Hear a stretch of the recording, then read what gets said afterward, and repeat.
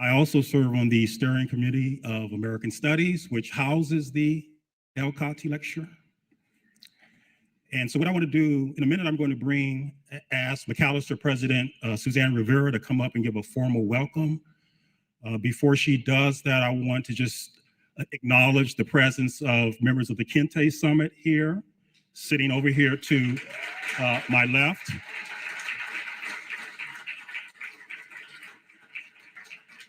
I want to note that in addition to the audience we have here live, we also have a Zoom audience. We also have a photographer. And so if you don't want to be photographed, then I guess you should do your best to stay out of the photographer's line of focus. If you need to use the restroom, there are restrooms around the corner. And see if there's anything else that I'm forgetting. So at this time, I invite Macalester President Suzanne Rivera to the stage.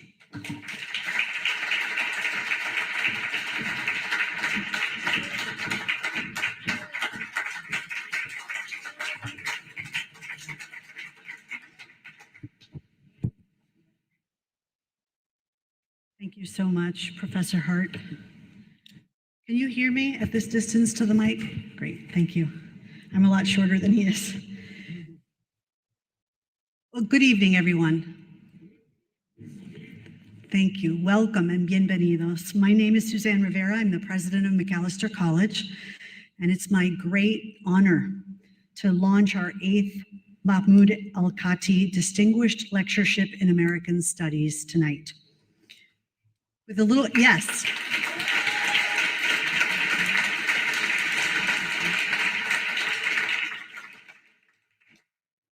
I'm gonna provide just a little bit more history. In 2003, Professor Al-Kati retired and the American Studies Department was born at Macalester. So marking this transition, the American Studies Department established a lectureship to honor Professor Al-Kati's career as a lecturer, writer, and commentator on the African American experience.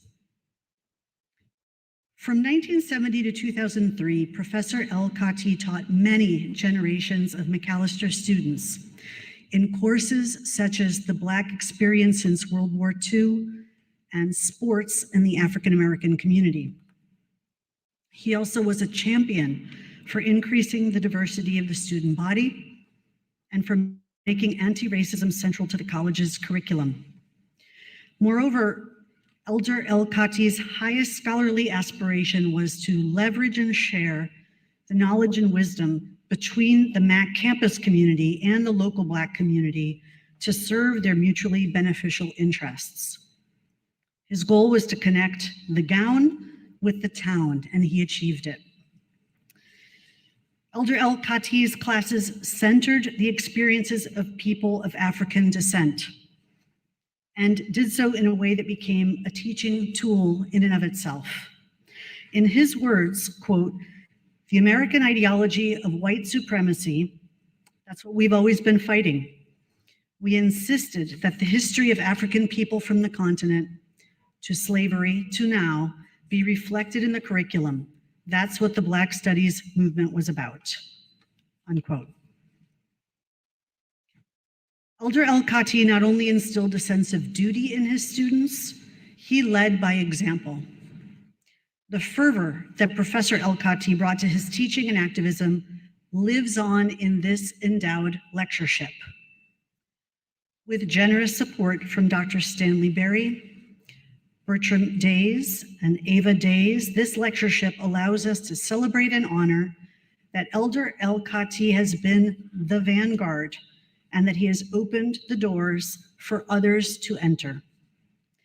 In that spirit, and with tremendous excitement, I have a very special announcement tonight.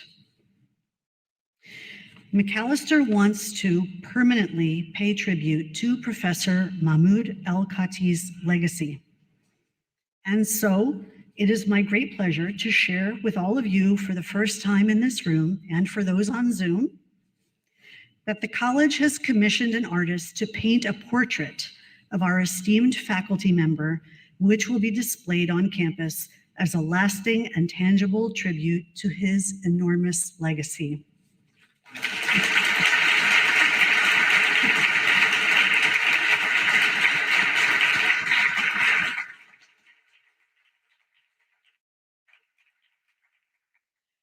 That artist will be joining us tonight. Her name is Leslie Barlow. She was born and raised in South Minneapolis and attended Southwest High School and the Minneapolis College of Art and Design. Her work has been included in the permanent collections of the Weissman Art Museum, the Minnesota Museum of American Art, the Minnesota Vikings Fine Art Collection, and the Minnesota Historical Society. Alongside 30 or more BIPOC artists, she painted murals on boarded up businesses throughout the Twin Cities in the weeks of crisis and grief following the murder of George Floyd. I personally am a huge fan of her work, and we all are delighted and honored that her portrait of Elder Ywca will be featured on our campus. She has just arrived. Leslie, would you please remain standing so we all can appreciate you for doing this portrait?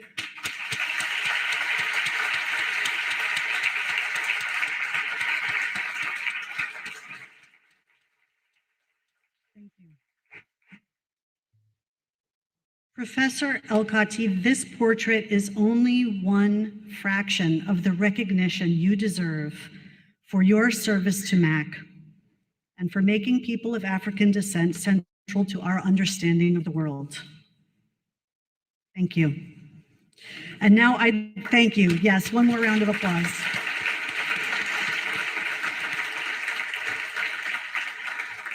And now I'd like to ask my colleague, Professor Bill Hart, to introduce two of Professor Ywca's former students. Thank you very much.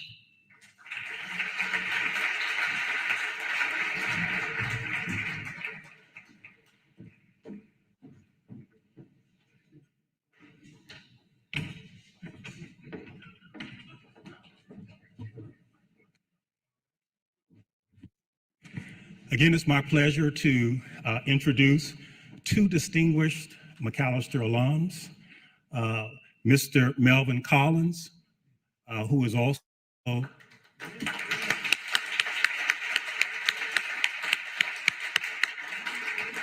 Mr. Collins is also a trustee emeritus at Macalester. He will speak first. Following his remarks, we'll also hear from Dr. Stanley Berry.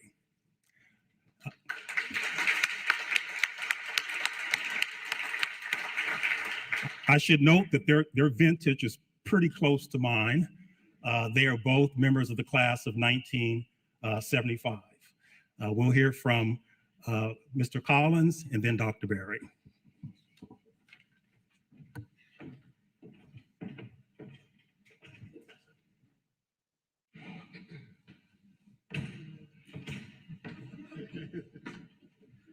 Good evening. Good evening. That's right, it's a celebration, not a funeral. So I am very pleased to be able to make a few comments about the Elder Mahmoud. So let me start off with Mahmoud Ywca, griot, preserver of history, conveyor of history, one whose mission has been to replace the missing pages of American history for the benefit of all people, simply because the truth will always set you free. In African culture, the griot is the wise elder who shares the history, traditions, and aspirations of the clan and community. Mahmoud has been that for the Macalester and Twin Cities community for over 50 years. It would be difficult to track the impact of his work and his presence. There are no superlatives or adjectives to capture that. My association with Mahmoud goes back to my first days in Minnesota. His class was the first in my college career. It was an 8:30 class that marked my introduction to the Macalester academic experience. The room was packed to capacity. Needless to say, I was in awe of the breadth of his knowledge and passion for his subject. I was immediately smitten, and a little bit of the culture shock I had been experiencing coming from the projects of St. Louis, Missouri, had been lessened. He was always ahead of his time and ahead of the curve with his analysis of issues related to our struggle, with impactful insight before it became the popular discourse of the day. And that has been the case over and over again. Mahmoud was woke before woke was woke.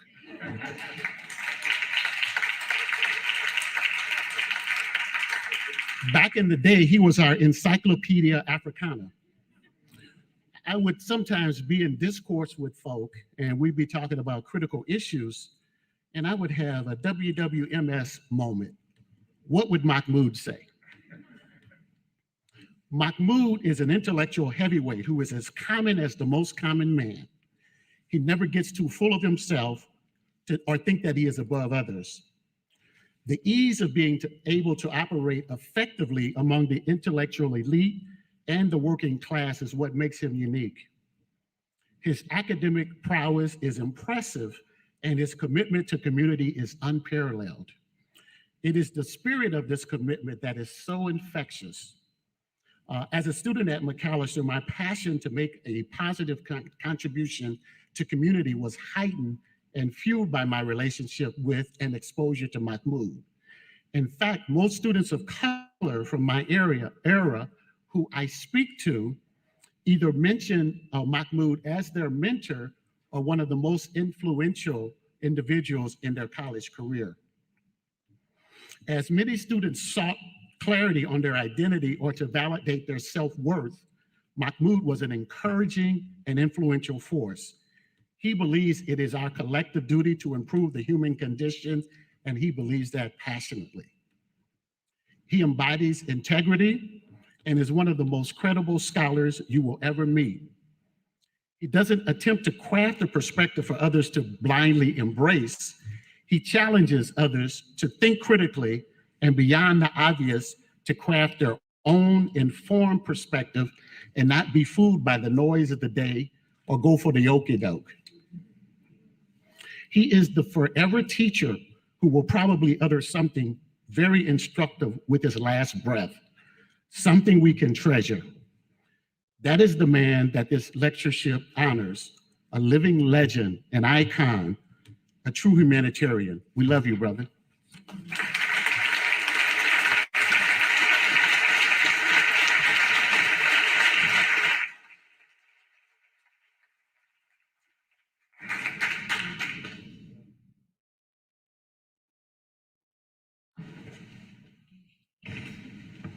I need to push this over. No.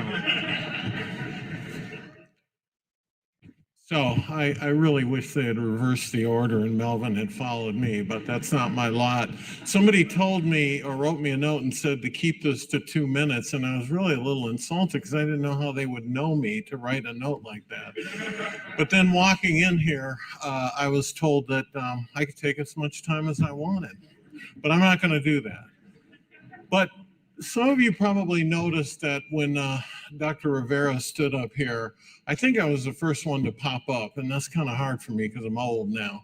But the reason that I did that is because she wrote me a note after the article was published in the Mac today and said, thank you for your participation in this, and I aim to bring this endowment up to the financial level that it needs to be. It was a handwritten note. And by God, last several months ago, as many of you know, there was a 12-day online fundraiser, and she brought the lectureship up to the $250,000 level that will allow us the 5% every year to have a lecture. So I want to thank her. I also, in terms of starting the lecture, I gotta thank my co-conspirator, Bertram Days and Ava Days. Many of you don't know Bert, but Bert and I were following a tradition that we weren't even aware of at the time, and that is that if you get disciplined or kicked off campus, as what happened to me. In the spirit of DeWitt Wallace, you come back and give to your college. And so I am here to tell you that it was Bert's fault. I was innocent, but things go the way they go. I also want to thank Melvin Collins, and I want to thank Rudy Grubb, and I want to thank Kathy Pinkett, who's not here right now, because they stepped in big time at the beginning of this thing to make it happen. So thank you very much. I also want to thank people watching on video, a couple in DC, Marion and Elsa Brown, who have no other connection to the college other than Elsa's little brother went here, Tim Clark, and they also have given financial support over the years for no other reason than out of the goodness of their heart and a belief in the mission of this lectureship. So having said that, and I am going to be brief, you got to understand, I was 12 years old in North Minneapolis when I first met this man who came to the community wearing funny looking shirts, dashikis, which I didn't know about, with a funny looking haircut called an afro, which I didn't know about. And he began to teach us about things that I did not know about, that Black people, African people were among the first mathematicians, the first scientists, the builders of the pyramids, and that we managed to advance in the United States of America in all areas, whether it was science or whether it was art. We gave America its only original music, jazz music, under conditions that would have made many other groups of people wilt under the continuous assault, which hasn't stopped to this day. So really, and I gave Mahmoud a note tonight, which I don't think he's read yet, but the note says, thank you for 56 years of friendship, of teaching, of mentorship. And the only way that I can pay him back is by trying to be an example and be an explainer and a teacher of what this Black experience was for me to younger generations. And so with that, I will stop. Thank you, Mahmoud. Thank you for everything you have taught me and guided me and directed me in. Thank you.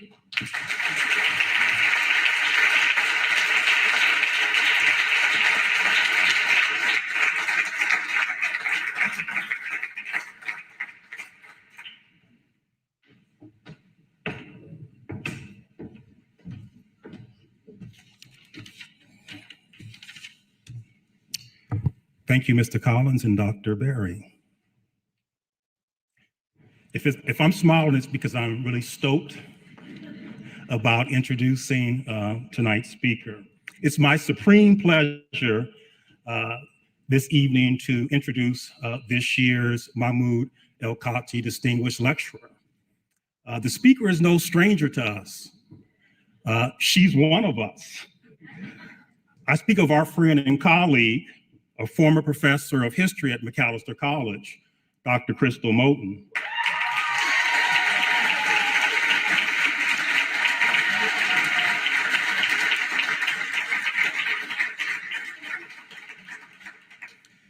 Crystal, as her name suggests, is a jewel, and we are fortunate to have her. Dr. Moton is currently the curator of African American history at the Smithsonian National Museum of American History. She is responsible for building the museum's collections as they relate to the material culture and history of African American business and labor. During her time at Macalester, she worked on History Harvest in the historic Rondo neighborhood and collaborated with our honoree, Elder El-Kati. This included presenting at the New School of African American Thought, which is organized by Solidarity Twin Cities.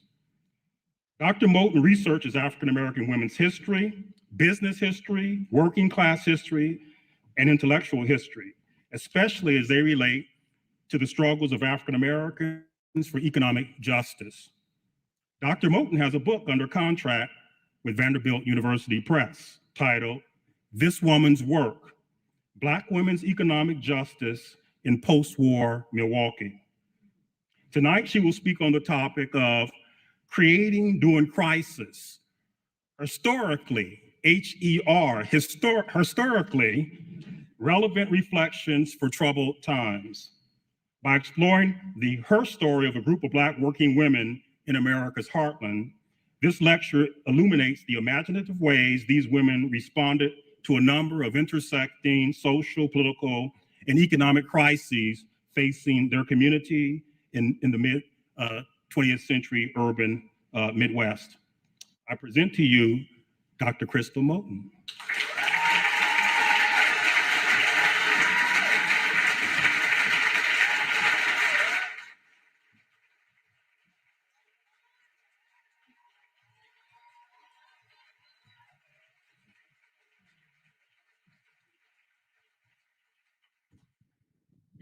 Thank you all so much. It is so good to see so many familiar faces, even though I can't quite really tell who you are because you're wearing masks. But also thank you, Bill, for that generous introduction. I am so pleased to be here with you tonight. And while I no longer work here at Macalester, I still consider myself a member of the Mac family. And so being invited to give the Ywca lecture holds tremendous meaning for me, especially having taught African-American history in the same department Elder Ywca taught, literally traversing the path he cleared. This is amazing. I would like to take the opportunity to publicly thank everyone who played a part in getting me here. I do not believe in coincidences, but I do believe that getting to the point where you are in the present moment is the accumulation of several decisions taken over the course of time by you and for you, by people you know and don't know. And though none of us knew this at the moment, a short note from Dr. Duchess Harris set the events in motion that led to me being here tonight. And so I thank her. I thank President Rivera. You can clap.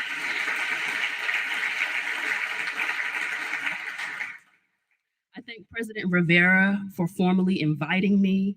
I also thank Miana Kerr for the part she played. And much gratitude to Jackie Starbert for all the extremely responsive administrative and logistical coordinating details she helped with. And thanks to all of you who've shown up tonight in person and online. Last but not least, the public affirmation of my gratitude ends where I would like to begin my talk tonight. With the Black women ancestors who came before us, whose histories I share tonight with the hope that we might learn from their examples of strength, courage, resilience, their determined decisions to create during crisis. Tonight, I want to offer historically relevant reflections for our troubling times. No doubt, we are living through multiple crises. Although we have measures in place to protect our community here, we are still living in the midst of a tremendous global health crisis. Our public health mandates, as well as our decision to prioritize and practice collective care, enable us to gather here safely tonight. But we are literally suffocating our planet, endangering plant and animal species because of our insatiable and ever-growing desire for wealth and consumption. Our politics continue to divide us, and our disagreements do not merely boil down to differences in political ideology. At the heart, this divisiveness is the difference between who or what thrives or struggles, who or what lives and dies. At the same time that there have been radical transformations related to how our society perceives and values different expressions of race, religion, gender, sexuality, and ability, we are living through national and global intensifications of anti-Black racism, misogynoir, homophobia, transphobia, and reproductive injustice, both through law and customs. Multiple crises. An honest and open-hearted awareness of our current health, environmental, political, and social landscape could send us into the depths of despair. But despair is not where we are going tonight. Instead, we are going to spend some time dwelling in the spirit of Sankofa, which is an Akan word that means retrieve, or literally go back and get. Journey with me as we go Black in herstory.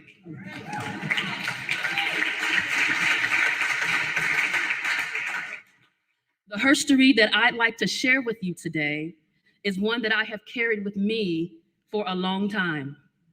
I encountered the herstory of these women nearly 2 decades ago, and I always go back and study these women because their actions and experiences always teach me something new every time. I usually glean something that helps me comprehend the current moment while also providing substance and sustenance for the very troubled times we find ourselves experiencing. So let me set the scene. The time, the mid-20th century, the 1940s and the 1950s. The place, the urban Midwestern United States, Wisconsin, a neighbor, to be specific.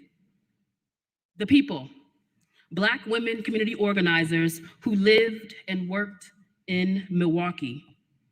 The crisis, several, in economic depression, global war and conflict, political persecution, and for Black people connected to all those aforementioned, the enduring challenge of sustaining Black aliveness and humanity in a Jim Crow nation beset on death, destruction, and inhumanity.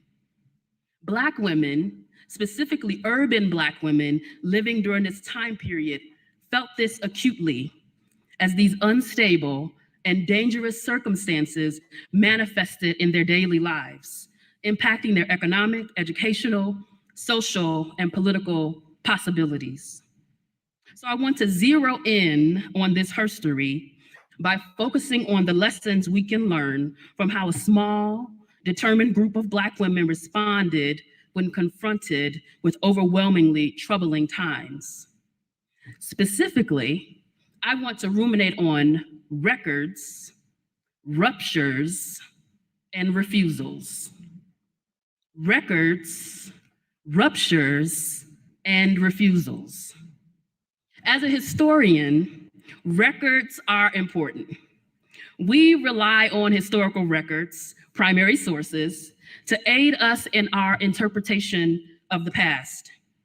These records, usually held in community, institutional, and sometimes personal archives, are socially mediated and constructed, and they, at their best, provide incomplete accounts of the past we seek to explore. At their worst, they are one-sided, celebrating the privileged and the powerful. Yet we build our interpretations on these records. If we are looking for a modern term, we might consider records receipts, right? Records or receipts, then, are the evidence we gather that aid us in making and supporting our broader claims. In this story, we will see how Black women gather and deploy their receipts in service of Black liberation. Ruptures. Ruptures can be understood in 2 ways, or multiple ways, actually. But 2 ways I want to explore tonight relate to the particular herstory I'll tell you. 1, an instance of breaking or bursting subtly and completely. Or 2, as a breach of a harmonious relationship. Now, harmonious might be too strong a description as it relates to tonight's illustration, but nonetheless, we will examine the impact of a racially inflected organizational rupture on Black women's work. Refusals. Rather than single-handedly take on the responsibility of repairing this racially inflected breach, Black women refused. Refusing social and economic degradation and mistreatment their actions forced a necessary reckoning. Records, ruptures, refusals. Journey with me as we go Black in history. So Milwaukee, during the height of World War II, was a particularly vibrant place. In terms of population size, you may be astonished to know, as I was, that it was this nation's 13th largest city, coming right after San Francisco and Pittsburgh. Some refer to Milwaukee as Brew City, in recognition of its German-influenced heritage and culture, which resulted in many brewing companies throughout the city. In other words, folks have fun. Due to its various industries, manufacturing companies that produced everything from farm equipment to airplane and auto parts to batteries, clothing, and textiles, Milwaukee came to be known as one of the great working class cities in the nation's industrial heartland. And during this period, Milwaukee's Black population grew dramatically, increasing nearly 150% from about 9,000 people in 1940 to almost 22,000 people in 1950. But even with this tremendous growth, Black people only made up about 3.5% of the city's population. Still, during this moment, Black people were increasingly visible on the urban industrial landscape. Though most of the Black women migrants who fled the South looking for better work actually labored in similar positions as they had when they left the South, we know that in 1940, 64% of Black women labored in the domestic service industry, cooking, washing, scrubbing, or sweeping other people's behinds, homes, offices, and restaurants. Black working women frequently compared their work experience in Milwaukee to the South and expressed frustration that employment opportunities were foreclosed in Milwaukee for similar reasons as the South: sexism and racism.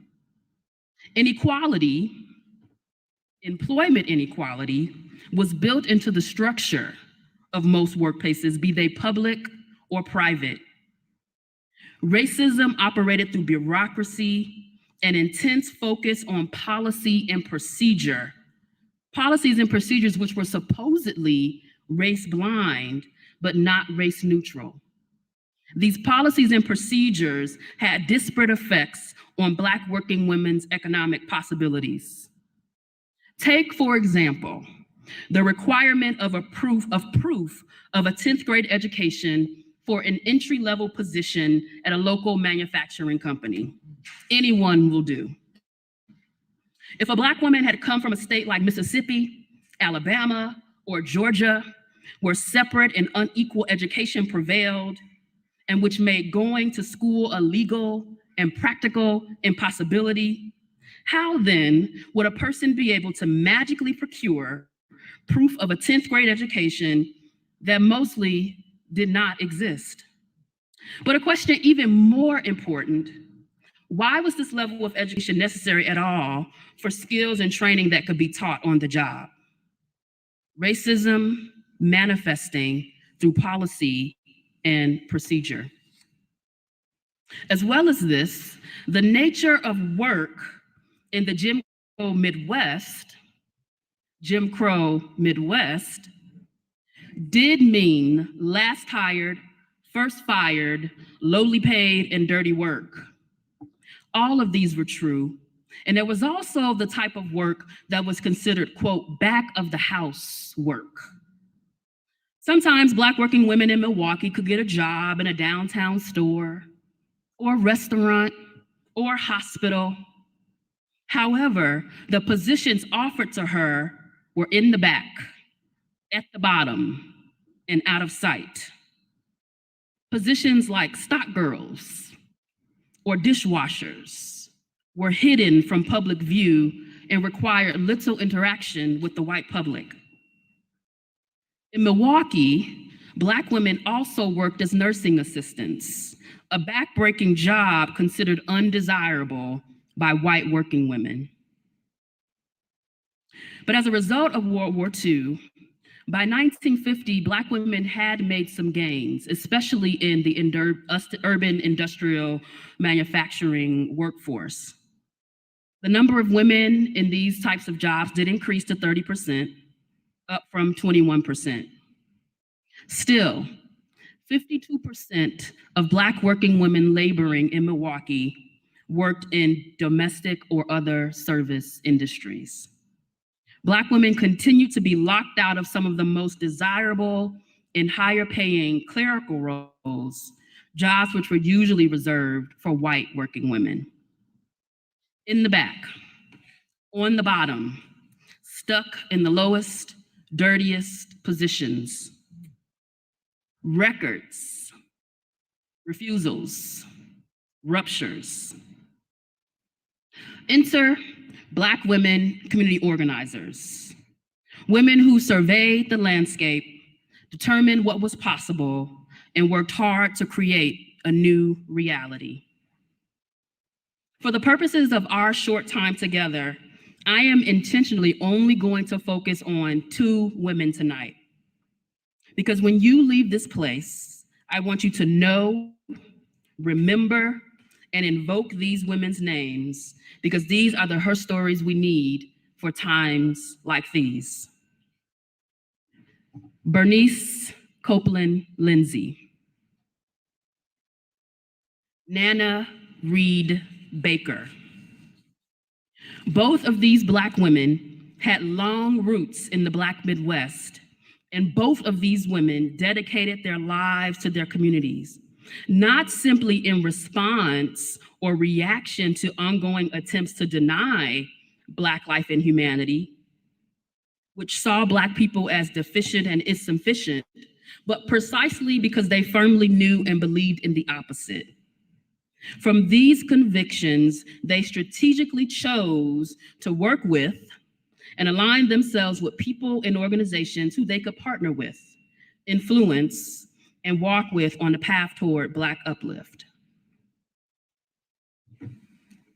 1 minute.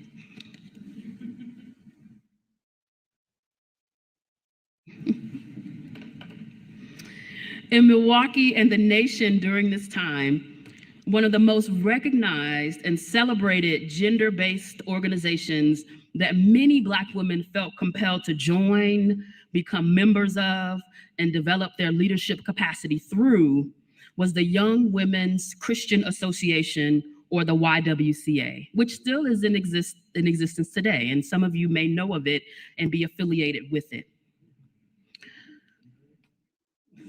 Yes.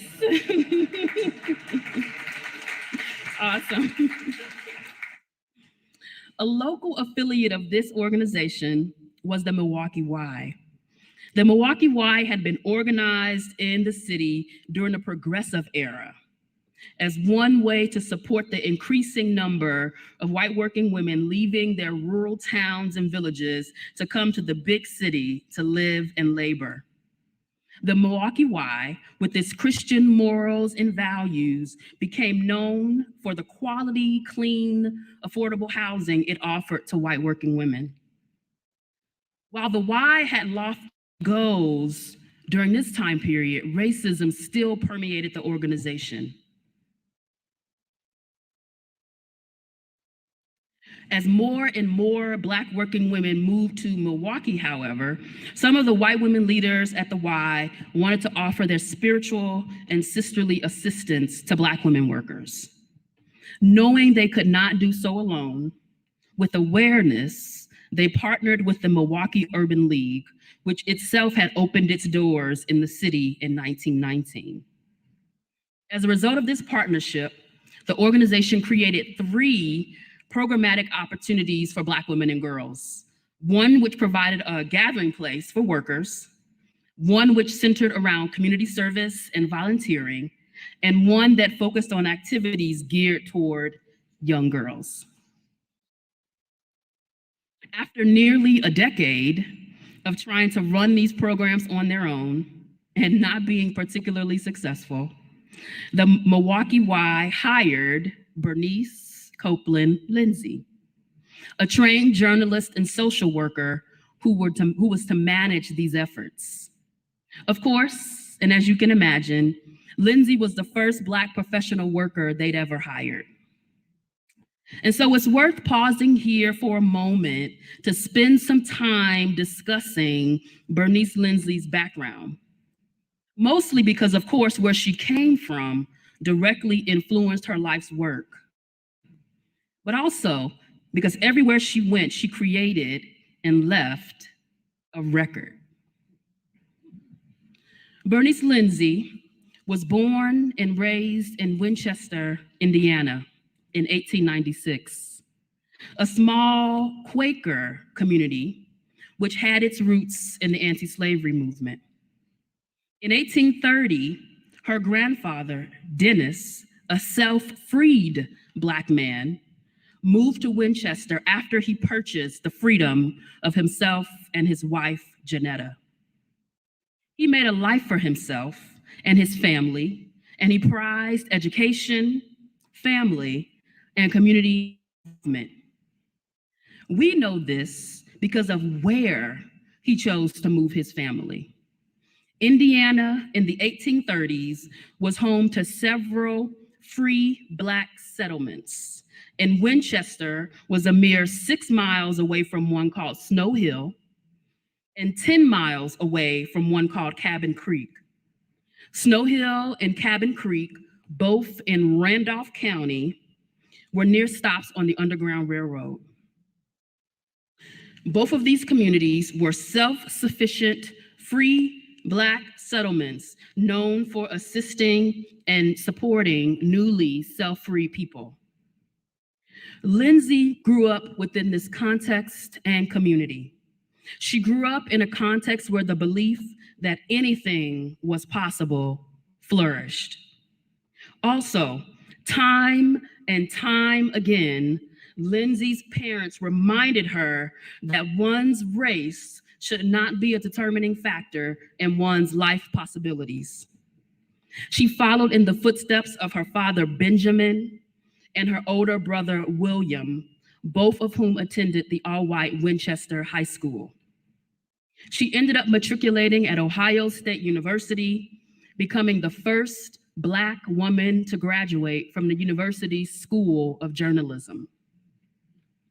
While at Ohio State University, I should say the Ohio State University, a chance encounter with Jane Addams, the respected social worker and founder of the Hull House in Chicago, inspired her to change her minor from mathematics to social work.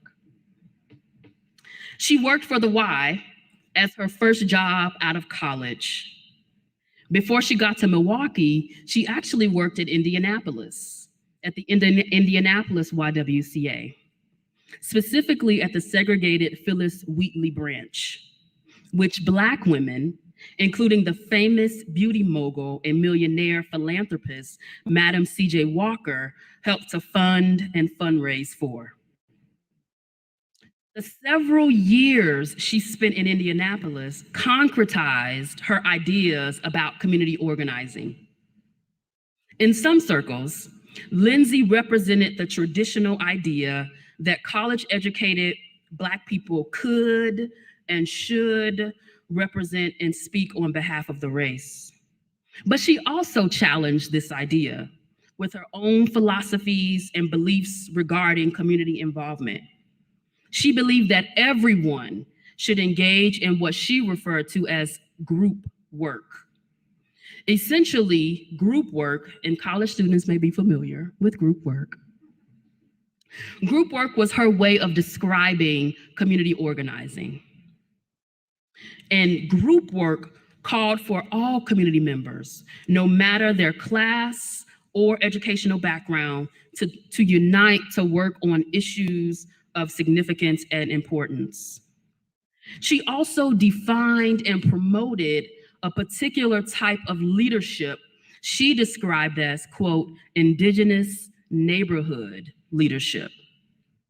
These neighborhood leaders, she thought, were better able to understand and create solutions to pressing community concerns than folks who may have come outside or come from outside of the community. Although Lindsay's educational background, her professional experiences, and eventually, not starting out, eventually her socioeconomic class standing might have placed her in W.E.B. Du Bois's category of a talented 10th race leader. But her actions and her philosophy also placed her in the category of a neighborhood organizer who prized community-oriented, solutions-focused collaboration. The Milwaukee Y, after she proved herself in Indianapolis, hired her to manage its outreach to Black women and girls. By the 1940s, the heart of this herstory, she'd been at the Milwaukee Y for over a decade, but she was overworked, often the only full-time staff person, working 60 to 70 hours a week, laboring, recruiting Black women and girls into the programs of the Y, developing Indigenous neighborhood leaders, and working with folks on a path to racial uplift. She did that by herself single-handedly until 1941, when the Y decided it wanted to hire another full-time Black woman, Nana Reed Baker. Although much less exists in the historical record about Baker's personal history, what does exist lets us know that she grew up in Milwaukee. She attended public schools in the city. She was a person of faith who found community in a Black church. And she also came of age at the Milwaukee Y, attending and participating in the organization's youth programs, presumably under Bernice Lindsay's amazing leadership and mentorship. After attending college, the Milwaukee Y hired her to direct its teenage programs. Bernice Copeland Lindsay, Nana Reed Baker. These Black women were the only full-time paid Milwaukee staff members employed to fulfill the organization's lofty mission of engaging Black working women and girls in a city where the Black population, as you recall from above, was growing tremendously year after year during the 1940s. Recall also the labor conditions I explored with you earlier. And also bring into your awareness the fact that employment discrimination often combined with educational inequality and housing insecurity.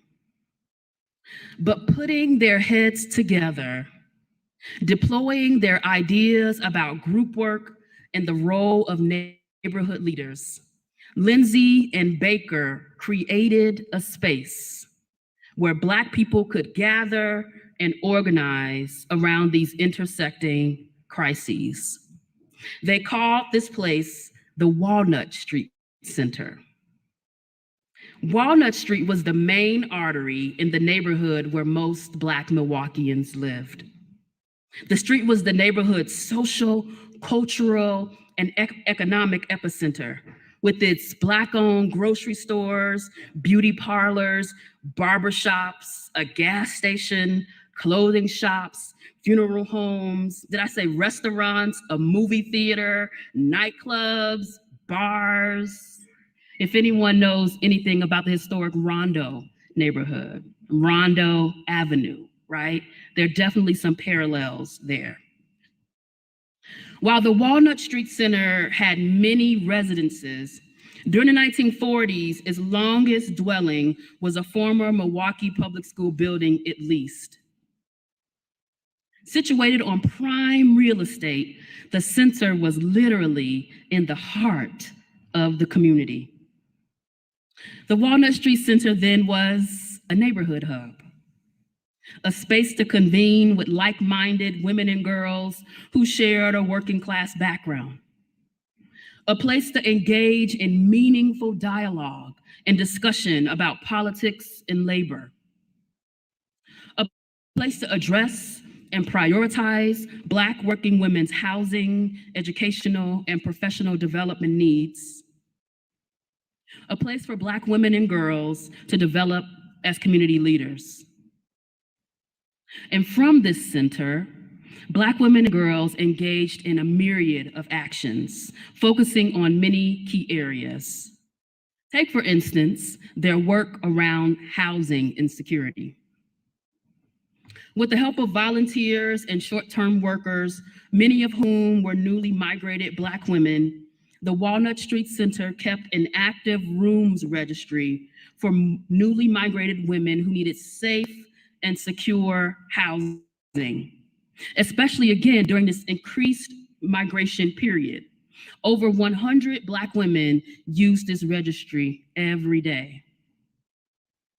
In addition to this practical solution to housing insecurity, Black white women also conducted in-person house-by-house surveys that identified inadequate and dilapidated housing in the neighborhood. Many white absentee landlords managed these notoriously horrible dwellings, carving out small rooms and renting them, often with shared facilities, to multiple families. These unsafe and unkept dwellings endangered the lives of Black families and drained their meager incomes because most times absentee landlords charge double and triple the rate for these types of dwellings. The center sent the results of their surveys to the City Department of Health, which led to many of these dwellings being shut down, right? And so you see Black white women working with individual women, working with structures in the city, and then also creating, joining, and leading citywide committees that agitated for affordable housing. Take another example, Y member and beautician Maddie DeWeese. Maddie DeWeese was a beautician who'd opened her own beauty school for Black women in the city, but she also served as the president of the Better Housing Community Club. This organization held forums about the benefits of affordable public housing projects sponsored by the state and federal government. They agitated and spoke out against private corporations who had a vested interest in keeping publicly affordable housing out of the community for racial and economic reasons. Additionally, they petitioned city leaders to not only demolish older dilapidated buildings, but also to build replacement housing. The Better Housing Community Club, under Maddie DeWeese's leadership, hosted discussions with members in the community and then broadcasted and advocated for their concerns and needs. The Walnut Street Center also prioritized its work with young Black girls and women, which Nana Reed Baker directed, reported on, and created records about. The center's teenage department was organized into smaller groups or clubs, and they were based on age and interests. These clubs provided opportunities for Black girls to develop leadership, organizational, communication, and social skills. The department consistently hosted 4 to 6 clubs and had estimated memberships hovering between 100 and 200 girls. Baker reported and recorded several highlights of the girls' work. At the beginning of, for example, at the beginning of each programming year, the young girls planned events that united Black girls across the city, inviting them to become Y members. The young women also participated in regional and national conferences held in the city and in states across the region. While Baker directed the activities of the young women and in the teenage department, she also led a committee of 10 adult Black women who helped in supervising and mentoring the girls. The committee met once a month, chaperoned events, and served as the nucleus for a parent-teacher association at one of the neighborhood schools. Baker described this group of women as very active, who worked faithfully to accomplish much for the girls in our community. Under Nana Reed Baker's leadership, the teenage department thrived. It wasn't simply about providing social or recreational activities to young people. Baker, who grew up in the community and who was influenced by her own participation at the Y, found her vision and purpose in the collective and collaborative development of young people who she believed would go on to help address and provide solutions to the community's most pressing needs. Eventually, because of their success, the Milwaukee Y hired another Black woman, Jean Hopkins, a young Black college graduate, to coordinate the activities of young adult Black women who joined the Y in increasing numbers. So then these three Black women, Lindsay, Baker, and for a short time Hopkins, plus the hundreds of Black women and girls who walked through the doors of the Walnut Street Center and became Y members, and the nearly 10,000 annual community members who attended the programs and used the center's resources, considered the Walnut Street Center a safe Black space in the city, a home away from home of sorts. But these organizers did this work under tremendous hardship, with increasingly dwindling financial resources. And this came to a breaking point by the end of the decade. In 1948, the Milwaukee Y became aware that the lease on the Walnut Street Center was expiring. And because the building was set to be demolished, they had to find the center a new home. The Y's leaders engaged the Walnut Street workers by asking for their suggestions, which they promptly ignored. The clock ran out on the lease, and the Milwaukee Y leadership made the executive decision to relocate all the activities of the Walnut Street Center to the downtown Y. Now, the downtown Y headquarters was located about 2 miles away, but this downtown headquarters had a predominantly white membership. But this wasn't by formal policy, it was by culture and custom. Rupture. This hasty relocation, also a forced integration, decreased Black Y participation by 80%. In addition to a drastic decrease in participation, Lindsay, Baker, and Hopkins recorded in detail the impact of the move. In the annual report of their activities, Lindsay noted, attendance at club, committee, and interest group meetings has reached an all-time low. Relocation meant giving up our mass recreation programs or open houses, and also the scrapping of our young adult activities program entirely.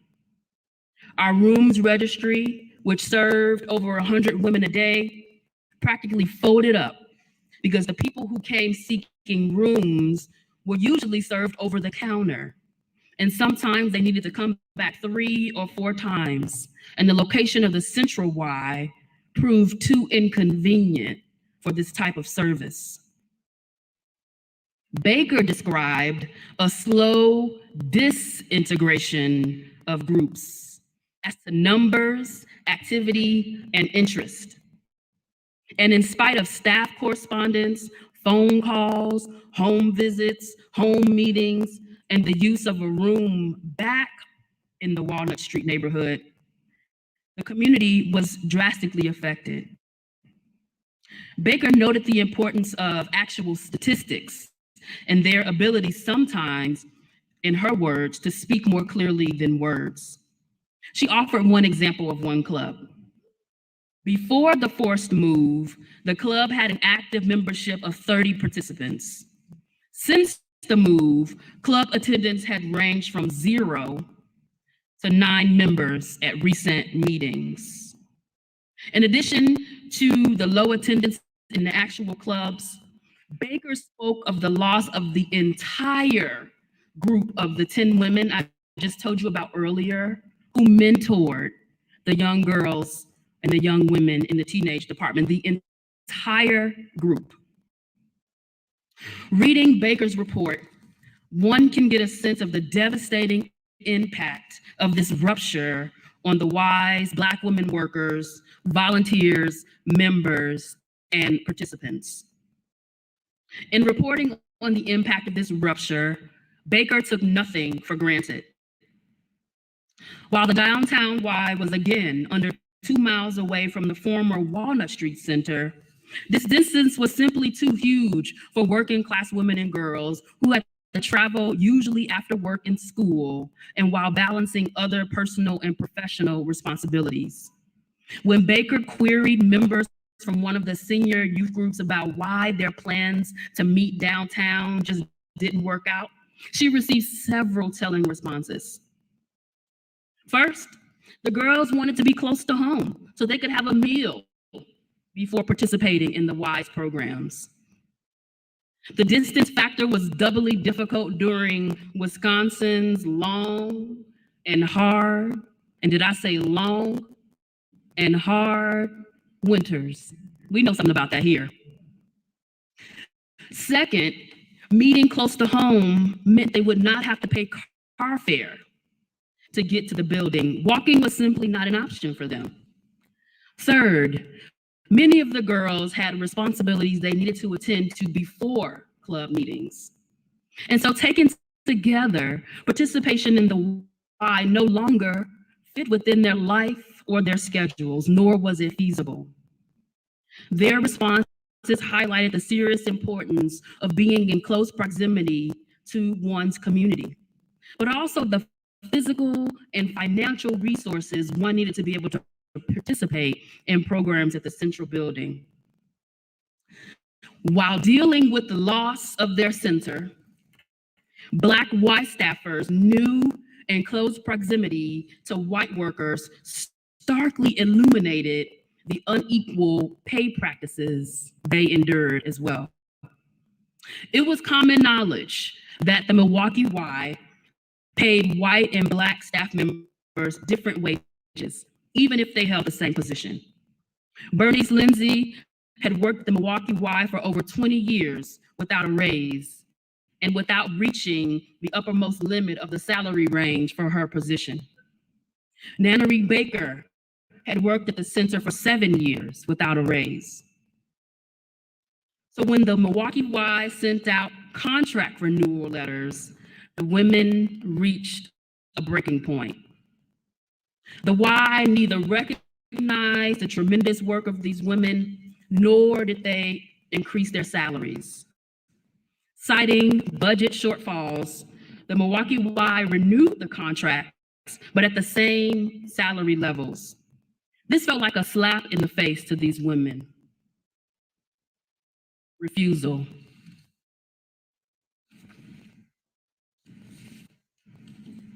Nannery Baker immediately sent a letter of resignation to the organization, citing its failure to increase her salary as the reason for her leaving the position. Referring to her record, Baker stated that the salary she was offered was, quote, inadequate for the developing service she believed she offered the Y during her years of employment. A service and a record consistently and clearly visible over the years of her employment. Bernice Lindsay did not immediately resign her position. Instead, she wrote a letter which provided a record, receipts, of how she had earned her raise through her consistent and steady work. Her letter is worth reading. She wrote to the personnel committee, my dear friends, I received your letter concerning salary raises last week, and I did not sign the enclosed contract because I thought there were some factors that needed additional consideration. My work with the association has been more than a job. It has been a challenge and a satisfaction to give whatever ability I have to be building better human relations.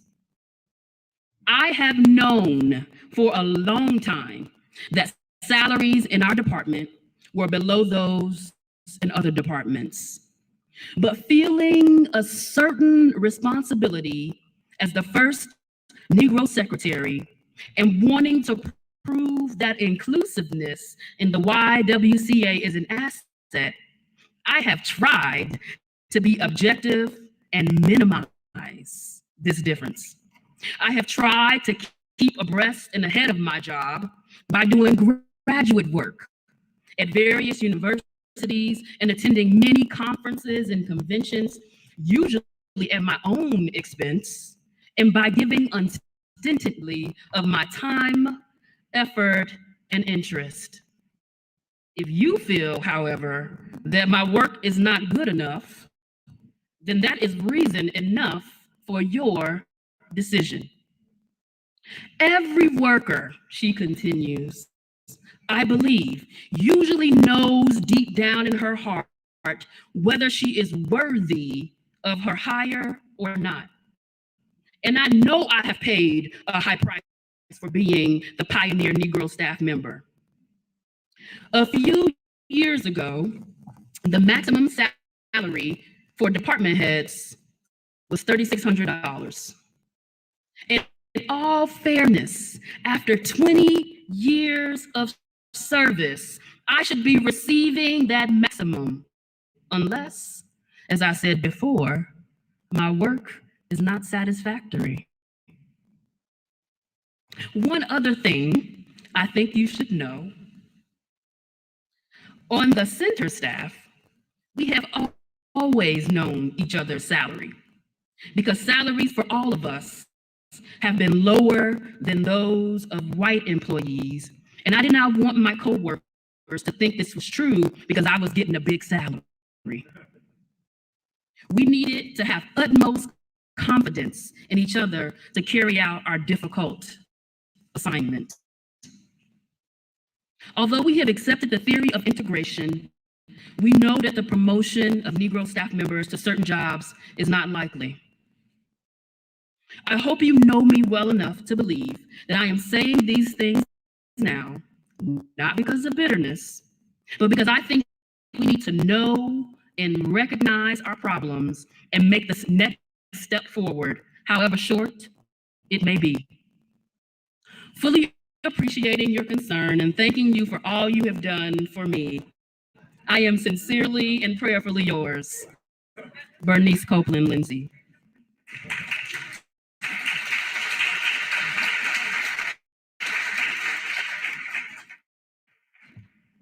After receiving Lindsay's letter, the personnel committee met. And so in minutes from that meeting, the committee's recording secretary, Florence Breen, wrote the following.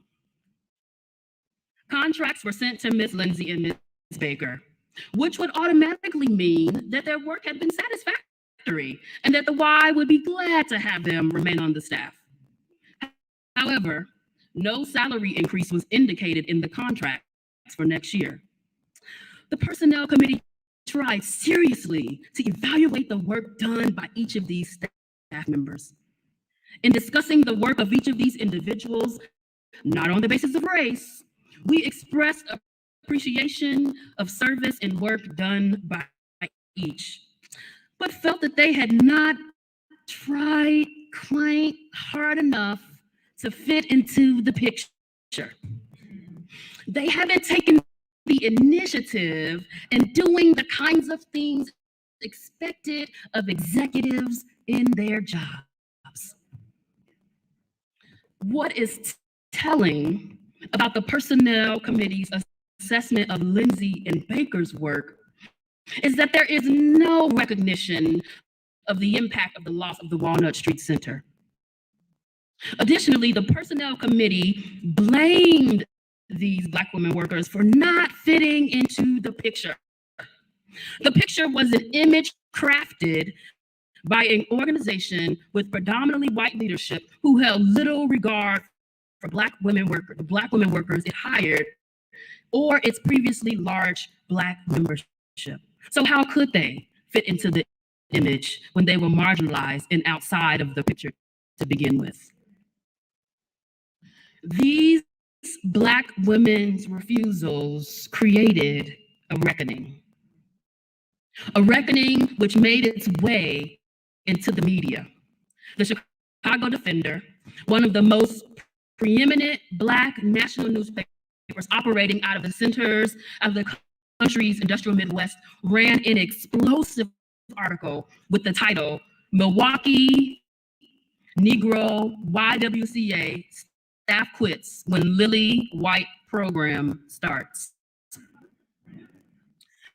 The newspaper article addressed the problems that caused Lindsay, Baker, and Hopkins to resign their positions, and also featured an interview with Bernice Lindsay. In the article, Lindsay described their work, which I just noted for you here, and how she and her co-workers did this work in under-resourced, underfunded conditions, and that the organization had made top-down decisions without consulting the communities who would be most affected. Relying on the work records of her and her colleagues, Lindsay brought the receipts, her verbal testimony, and the literal results of her work to bear on the crisis she and her coworkers were currently enduring. Lindsay's decision to tell her story to the Chicago Defender was one more receipt she added to the record. And by exposing these conditions, she told her story to a national newspaper, which again forced a racial reckoning, a reckoning that continued to play out over the next several decades at the Milwaukee Y. This reckoning, however, removed the burden of grappling with white racism from their shoulders and placed it back where it belonged, on the people and the structures responsible for producing and maintaining racialized inequality in the first place. Records, ruptures, refusals. Baker, Hopkins, and Lindsay's collective refusals reveal much about how they thought about themselves as organizers and workers, and also what they thought about the nature of what their own action and activism should be. Together, they recorded their contributions and their grievances. Together, they demanded fair wages. And together, they refused to continue their work at the Y when it willfully and disrespectfully ignored their complaints. Records, ruptures, and refusals. Reflecting on what these women created during these troubling times, as well as what they refused, provides lessons and questions for us. What record will you rely on to both aid you in your interpretation of the past and help guide your present work toward responsible action and justice? What inequality will you refuse? Will your actions open up possibilities for a more equitable and livable present and future? I hope you will keep Bernice Copeland Lindsay and Nannery Baker in your mind as you reflect on the answers to these pressing questions. Thank you.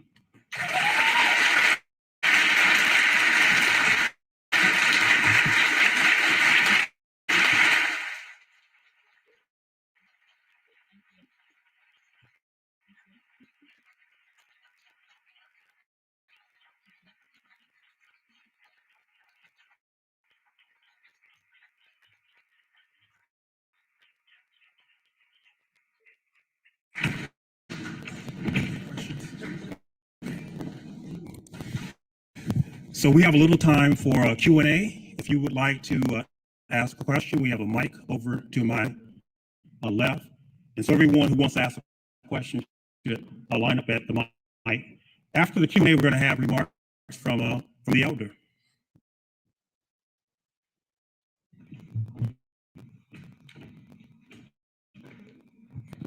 Don't know, run up at once.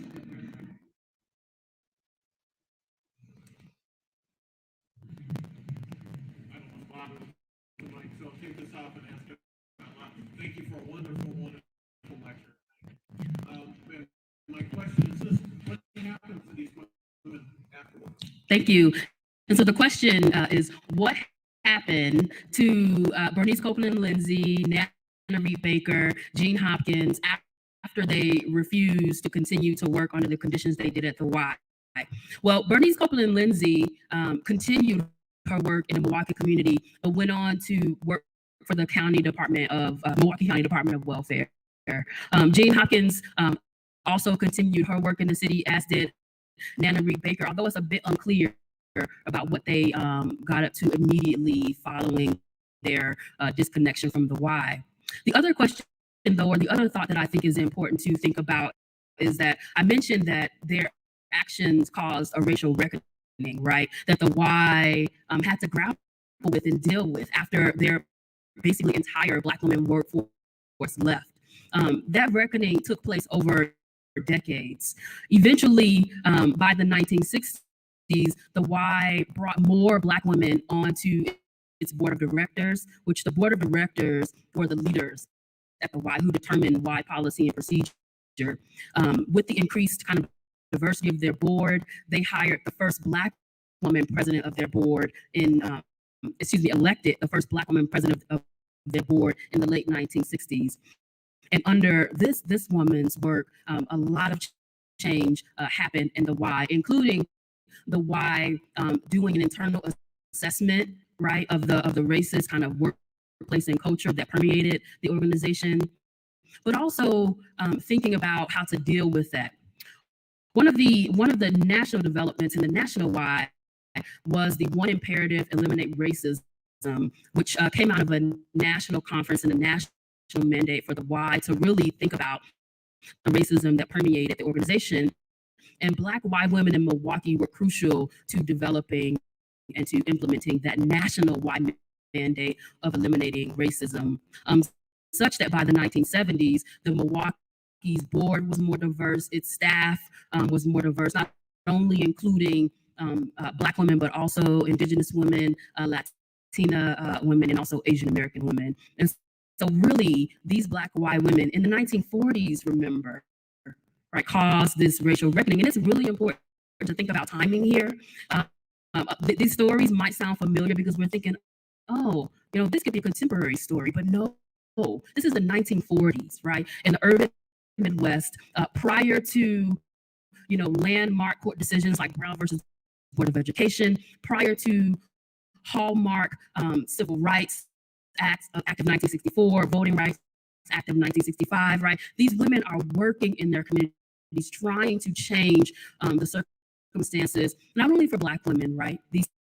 Their work impacts more and multiple people, and they're doing this all before what we consider as kind of the mainstream, and we can question that term, civil rights movement. So it's really important to think about that.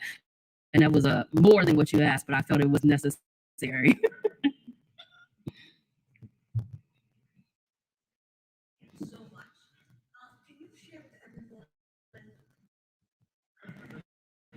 Thank you, Miana.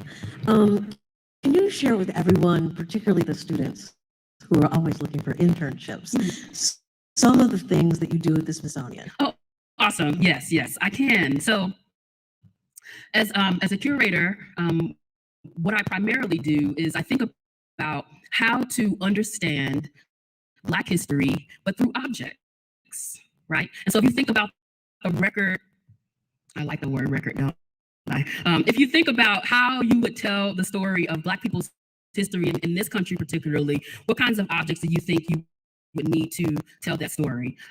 And so what I do at the Smithsonian is I focus on Black women and business and labor. And so I think about what's the material record of Black business history, right? If you were to think about any Black business you know, and you want to tell their story through objects, what kind of objects would you need? So for example, Madam C.J. Walker, if you want to tell her story, what kind of objects would you need? You might need some pomade. You might need a straightening comb, right? You may need multiple other things, right? That that Madam C.J. Walker manufactured and created in her business, right? If you were thinking of Magdalena Walker, the first Black woman to own a bank, right? You know, what would you need to tell Magdalena Walker's story? You might need a calculator, right? You might need the actual adding machine that she used to add up the pennies and nickels, right? That people donated to her bank. And so as a curator, that's what I do. I think about Black history, but from the object's perspective.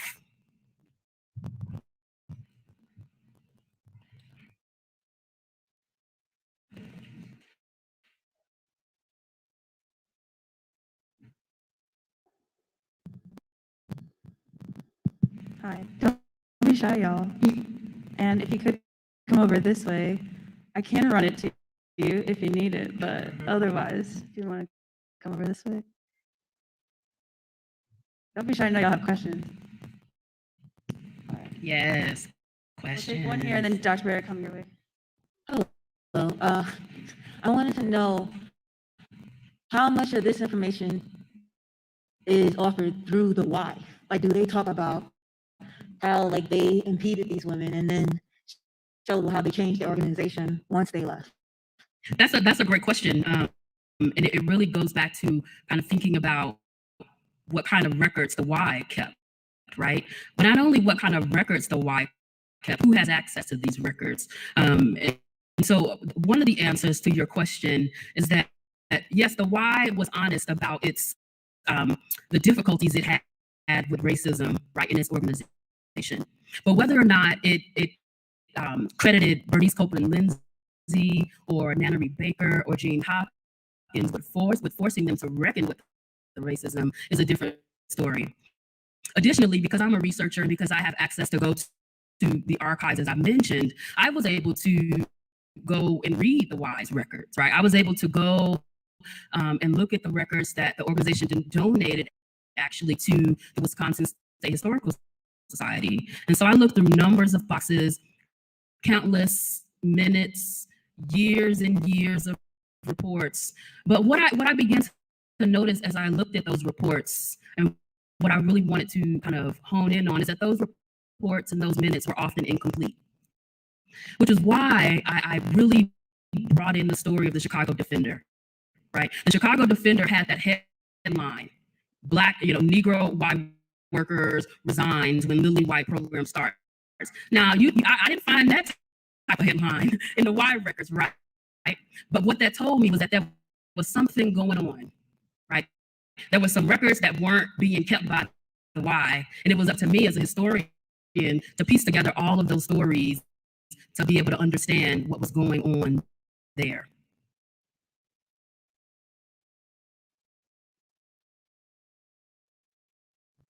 Thank you. I just got poked in the ribs, so this will be my last question. And before I say that, one thing that I forgot to say, I want to give a real thank you to President Rivera, to Professor Duchess Harris, and to Ms.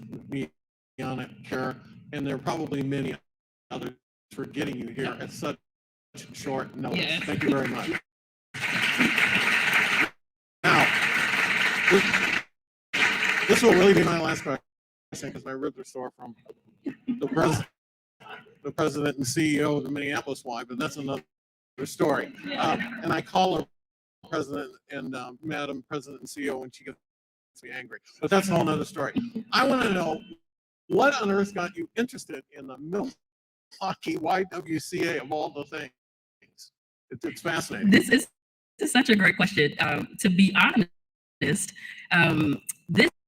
this story, like I said, I've been thinking about it and working on it for nearly 2 decades because it was the story I wrote for my master's thesis in graduate school. And when you are okay, I'll back up. I went to graduate school right after undergraduate. I did not actually major in history, so I I didn't really know what I was doing as a historian. But I was in graduate school at the University of Wisconsin-Madison, and I was trying to figure out, what did I want to learn about Black women, right? Because I always knew that Black activist women was something I wanted to learn more about. Going to graduate school in the state of Wisconsin, I also knew that the largest Black community was in Milwaukee. Being at the University of Wisconsin and being right near the State Historical Society, I was able to literally walk from class to the archives. Back and forth to the archives. I just spent time in the records, right? And what happened was I was writing a paper in my first class on Black women's activism, and I read something about the University of Wisconsin campus wide. In those papers, it noted in the 1940s, the Milwaukee Y is being celebrated for its interracial practices. And I was like, okay. I filed that for later because that sounds like that's not true.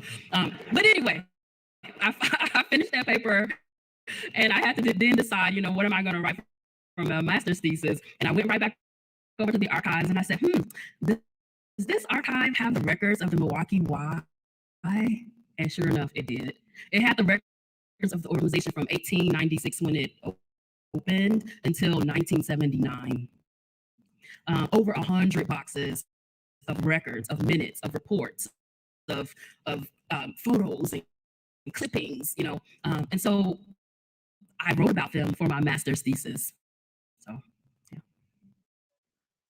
I do like records. And that was, oh, yes. Hello, I just wanted to thank you again for your lecture.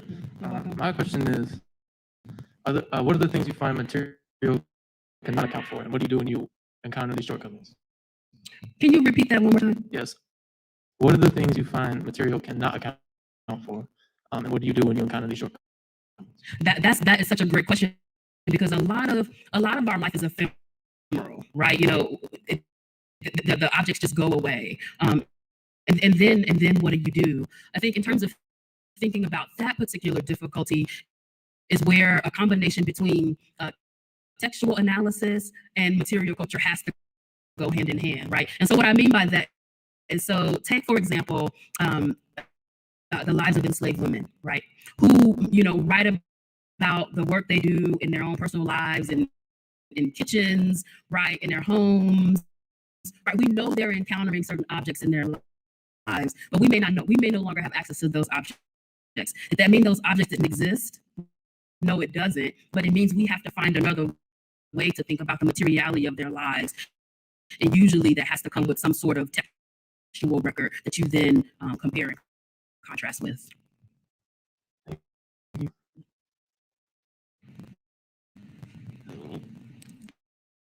Hello. Hello. I wanted to ask, while you were finding out about the Milwaukee Y, were there other Ys across the country that were also going through similar instances, or other organizations that were going through similar instances? Yes, that's such a great question. And if I had another hour, or if I had 100,000 more words that I could write, we could really go in depth. As I mentioned, the Y is a national organization.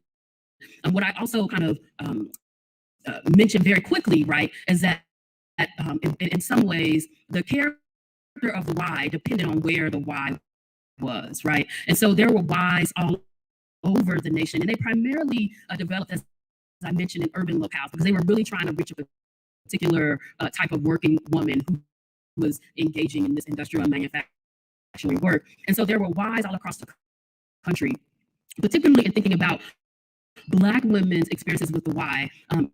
Typically what happened was Black women had to petition to the local white Y in order to get themselves a branch. If the local white Y did not agree to the Black women's petition, then there wouldn't be a Y, right? And so many times it was this back and forth with white women, whether a Black Y or not could exist. In the Milwaukee case, the actual reverse happened, right? White women said, oh, we want to engage Black women, so let us then create these clubs, let's partner with the Urban League, let's hire Black working women. But the emergence of Black women's participations differed across time and space.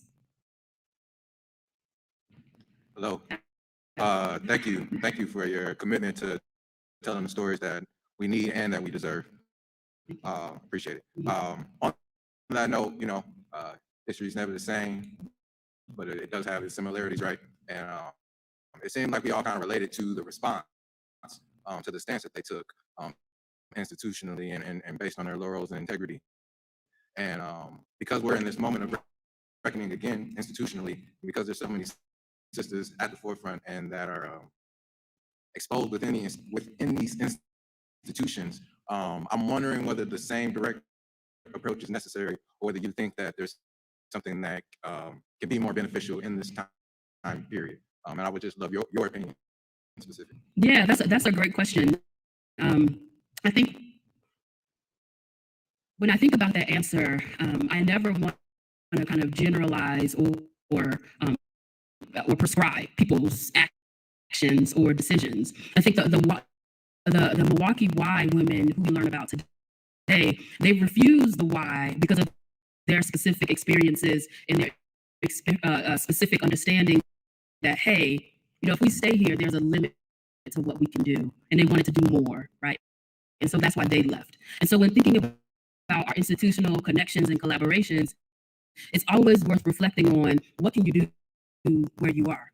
If you can do more, then perhaps you stay. But if you have reached a point where, okay, I can't do any more, I don't have the resources, be they financial, be they personal, I need to move on, right? And so I think that becomes both a personal decision, but then you saw these women also making it a collective decision, right? They weren't just saying, oh, the Y didn't pay me, so I'm going to leave. They were saying, the Y didn't pay us.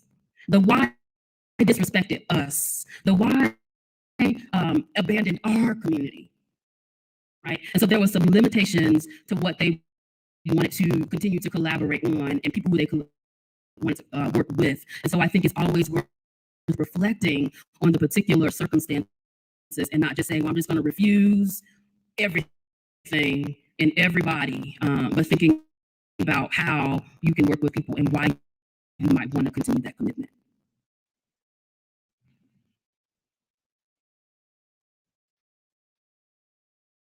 This will be the last question. Thank you for such an informative lecture. I had a question. I'm not sure how tangential it is, but you mentioned, I think it was Baker who was religious. Do you know, I'll just focus.